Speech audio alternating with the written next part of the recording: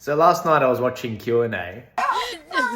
I know, it's a piece of crap. I had to watch it because legendary broadcaster Andrew Neil was on. And he gave the game away on The Voice. He warned them about what they'd experienced in Europe. I've mentioned this a few times in my past videos, but he gave it to them on a silver platter. This is what he said. I understand why you want as many people as possible to be on your side of the debate, but actually you can have too many. If it seems like a carve-up among the political elite on the left and the right, there will be a populist reaction to that. And it could actually be your downfall rather than your victory. People often vote for reasons that have got nothing to do with the question being asked. A lot of people voted for Brexit in Britain, not because they were particularly interested in Britain leaving the European Union, but they wanted basically to thump the establishment. And this was the best way of doing it because the whole of the British establishment was in favour of staying within the European Union. So people who felt marginalised, who felt left out, poorer cities in the north of England and so on, they felt, hey, this is the way we'll get them to take notice of us. I covered years ago, not long after dinosaurs ruled the earth, a referendum as to whether Norway should join the European Union or not, way back in the early 70s. In that referendum, all the trade unions were in favour of joining. All of big business was in favour of joining. All the mainstream political parties were in favour of joining. Nearly all the media, pretty much all the media were in favour of joining. The Norwegian people said we're not going to join. And I think it was just them saying, we're not going to be told what to do. This is our one shot for us to make up our own minds. After giving him that very clear warning of wisdom, the panel then gives their thoughts and they completely ignore it. Do you, listening to that, Anne, and the voice of experience having lived through the bruising Brexit campaign and the others as well, what do you draw from that when you look ahead to what October may bring? Look, you know, what Australia needs to be conscious of, that this is not on a political agenda. This is a moral and ethical agenda. And this will determine the integrity of Australia because individually, every person has a role to play. Whether they vote yes or whether they vote no is going to be to that individual's question of integrity. Now, the one thing that I'll bring to your attention is that the statement of the heart is a statement from the heart. Our people laid their soul bare to you and made themselves vulnerable in extending the hand to this nation and asking you to recognise us and to give us a voice. This country has criminalised our children. They are highly incarcerated. We're even locking up 10-year-olds. What a shame to this country. And yet, what you decide is going to determine our future. We shared with you our pain, but we also shared our hope.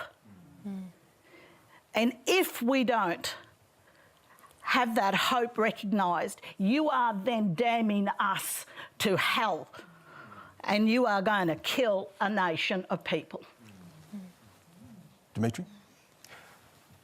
Look, as Kanisha said in the previous segment, our first Australians have given us an enormous invitation, and I really want everybody to be able to support this voice.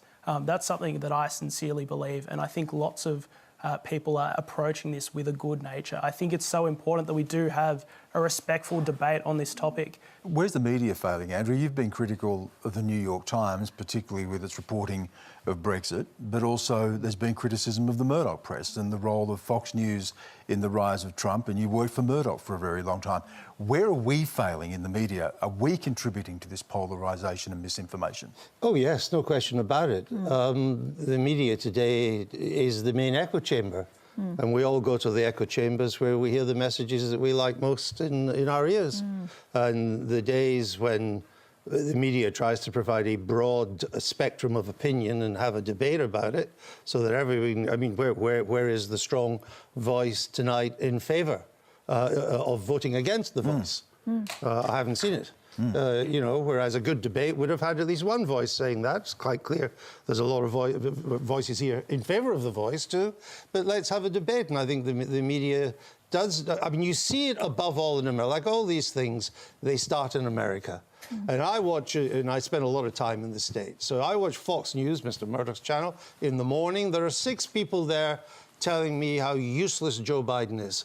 And then I switch over to another channel called MSNBC, which is a left wing, and there are 6 people telling me that Joe Biden's the best president since FDR. I mean, it didn't seem to strike anybody who makes television programs that in the morning, why don't we take 3 from one show, 3 from the other show, and put them all in the same studio, and then let's have a debate about it. So we are part of the problem. We are not the solution. No. We are part of the problem. We're going to hear now from Abra Ahmed.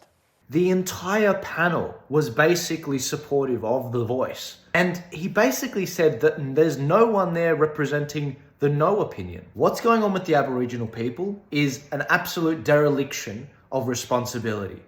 And what's funny about this is not their suffering. It's that the very spokespeople from their community that have been working in Canberra for decades are still coming up with nothing. And they continue to berate average Australians into voting for something like The Voice or giving them more money. Aboriginal programs receive $40 billion a year. That's about $109 million a day. We're doing something wrong here. It's not about them not receiving enough money. It's about how they spend it.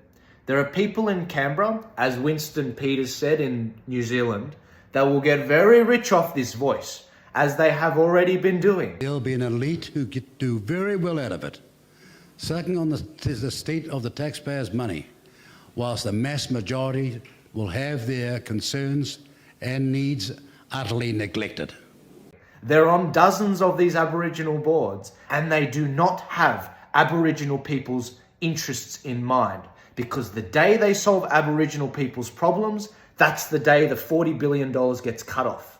Remember who's doing this, guys. The bureaucrats, they are not your allies. The public servants, they're not your allies. The politicians that come and go from election to election, they are temporary. But the deep state that we often talk about, they're these bureaucrats. They're these fat cats that survive on $40 billion a year on these temporary programs that seem to last forever. At least Alex from the Freedom Community, an Aboriginal man, gets it.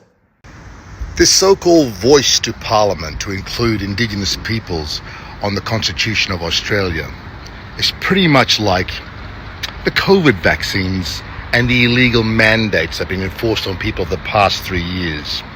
It does nothing, absolutely nothing, to address the real issues in this country, or the real disease of colonialism that is destroying Aboriginal people's lives on a daily basis. And that's the truth. Australia needs to understand what The Voice is really about, and the day that it does, the establishment will back off. If they think they're going to lose the referendum, they will not take it to a referendum. If we get as far as a referendum, we will beat it. If it's in October, we will smash it. And as I've said many times before, that will be our turning point. That will be our Brexit moment.